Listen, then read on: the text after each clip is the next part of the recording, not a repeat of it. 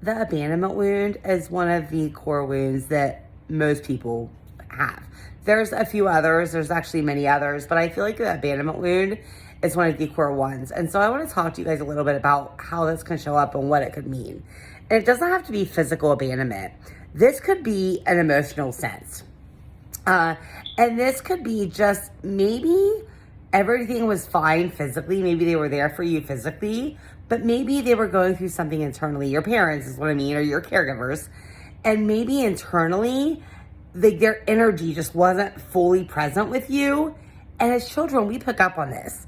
Another thing too, as children, is we internalize everything. So maybe things happened and your parents weren't there, or your caregivers, whoever it was, in an emotional sense because they were going through their own shit. But as a child, if you needed them and they weren't able to be there for you for whatever reason, we think it's something wrong with us. We internalize it because to us, our caregivers are God. They kind of have to be, because if they weren't, we wouldn't feel safe. We have to believe that our parents can fix everything, that they are like way above everybody else. Like, we forget that they're humans, honestly. And so for me, a little story about myself and how my abandonment wound happened. I mean, I think there's different reasons, but one specifically was the father wounds. And that was, my dad worked a lot of swing shifts. He was a busy man, and we didn't spend a lot of quality time outside of the home together. But there was things we did do. We would go to, like, parades and carnivals sometimes. We would go to haunted houses. And I remember one specific time that we were going to go to a haunted house. He told me, and I was probably about 8. And I was waiting all day for him to wake up because he'd worked the day before or the night before or whatever. And I remember I was so excited when he woke up, like, yes, we're going to go now. And he said, oh, no, we're not going tonight. I'm too tired. Or maybe there was a ball game on. There was some reason we weren't going to go. And I remember just crying loudly at the back door, so distraught because I waited all day for this. And I remember him getting mad at me for it and, like, telling me, like, to stop crying and, like, it was not a big deal. And in my mind, in my childhood, like, brain, what happened was I felt like I wasn't worthy enough for somebody to want to spend time with me or to keep plans with me. And this wasn't the only time this had happened. Like, this happened several times throughout my childhood. My dad's a great man. Like, he's definitely redeemed himself in my adult life. He's always been there for me. But these are things that was happening in my childhood. And so what happened as an adult was I had a lot of trust issues, like, especially with men. I don't believe that anybody can keep their word. If somebody does break plans with me or doesn't show up when they say they're going to show up, I just pretty much lose it. And it's because of that childhood wound that happened to me. So I feel like I'm not worthy and I'm not good enough for somebody to actually show up for me, for somebody to keep their word and be there for me. I've had this with friends too. I mean, if somebody cancels plans with me, I've flipped out before in the past. I wasn't really aware of what was happening. I just knew that this was something, like, I didn't like. And I knew it came from my dad a little bit, but I wasn't aware of what was really going on internally. I just knew that this had happened as a child, and for whatever reason, like, it would just make my blood boil when people did it in my adulthood. And another thing that would happen, is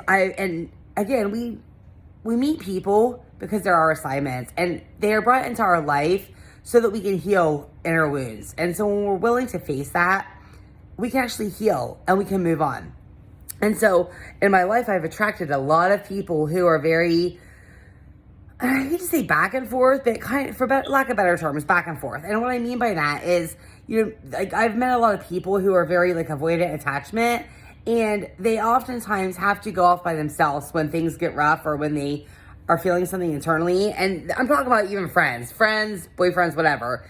And they need to just go off. And sometimes it might be for a couple weeks and you might not hear from them. Well, for me, that's a huge trigger for me, because to me, that's just like they're 1 minute, not the next, and it's a huge trigger because of that emotional aspect, because that's what I had as a child.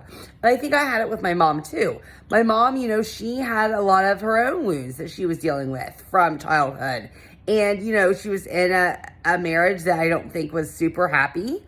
And so even though she was always there physically for me, children pick up on things emotionally and energetically. So I think there was probably times that I could feel that she wasn't completely present with me, but then there was other times she was. And so, again, that carries into adulthood. And so this is something that has been a revelation to me here recently. And I just think it's beautiful that I've been able to get to that point. So my reason I'm putting this out there is just, it might resonate with somebody, you know? And maybe these are things that you've dealt with. And just understand that when something upsets you, makes you go off and cry, it makes your blood boil, makes you want to scream and punch something, whatever it is, a lot of times it's because that's some type of a trigger. It's some type of a wound that you need to heal. There's some other reasons that this could happen, such as the shadow and all that stuff. I'm not going to go into all of that because that would be like a super long video and I don't want to do that tonight. So I might talk about that later. But just know that a lot of times those triggers are happening. They're happening for you, not to you. It's happening so that you can try to go back and really go inside your brain and think back to your childhood or different times in your life of maybe what was going on. If you can't figure it out, talk to your parents. If you can, talk to your caregivers. Because I have done this recently with my family, and it's been so helpful because it's really brought a lot of things to light. So just understand that a trigger means that it's your body telling you something. There's something that needs to heal. And the sooner that you can recognize that, the sooner you can move past that and get to the other side and start living the life that you really want to live, you know? Full of inner peace and happiness and joy and just love. So that's all I have for you tonight. I love you so much. Until next time.